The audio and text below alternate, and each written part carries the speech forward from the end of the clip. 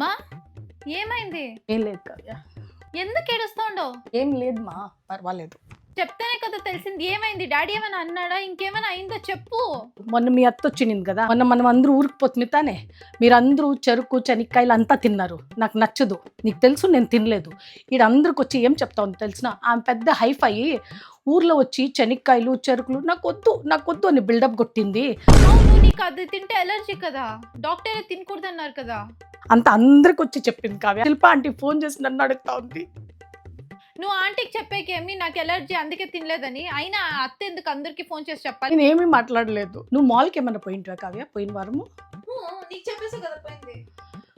అది కూడా అందరికి చెప్పుకుని ఆమె. నేను నందుతో మా పోయింది. నందు ఎవరు నాకు బ్రదర్ లాంటోడు. ప్రతి ఇయర్ రాఖీ కడతా కదా గుండుతో పాటు వాడికి. నువ్వు మాల్కి ఎవరితో వచ్చిందో తెలియదు, బాగా కూతురుని అట్లే వదిలేసింది అనేసి ఏమేమో చెప్పుకొని ఉందంట. ఉంటే అనుకుంది నా దగ్గర.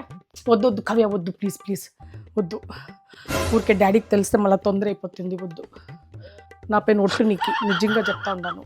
మా ఇట్లా మాటకు ముందు ఒక ఎమోషనల్ బ్లాక్ మెయిల్ చేసి మమ్మల్ని ఆపిచ్చేయండి. వాళ్ళ కూతురికి బాయ్ ఫ్రెండ్ కూడా ఉంటాడు. సీక్రెట్ గా థాయిలాండ్ ట్రిప్ పోయేసినారు తెలుసా. నేను ఎవరికి పోయి చెప్పలేదే. అసలు నీకైనా చెప్పినా ఈ రోజు వరకు. సర్లే, వాళ్ళది ఎవరికి కనపడదు. మంది లేకపోయినా క్రియేట్ చేస్తారు, వాళ్ళది ఎవరికి చెప్పుకోరు. మీకు అలవాటు అయిపోయింది. మీరు ఇట్టు సాఫ్ట్ గా ఉంటారు కాబట్టి వాళ్ళు అట్లా ఉంటారు తెలుసు. కానీ ఇంకేం మాట్లాడేకైతుంది. ఏమన్నా మాట్లాడితే మీ డాడీకి ఇంత పొడుగు వస్తుంది కోపం. మనం ఒకసారి రివర్స్ ఇచ్చేస్తే ఇంకెప్పుడు మాట్లాడరు. మీ వల్లే వాళ్ళ మమ్మల్ని కూడా అనేది. అవ్యా, మీ అత్త ఫోన్ చేసిందమ్మా.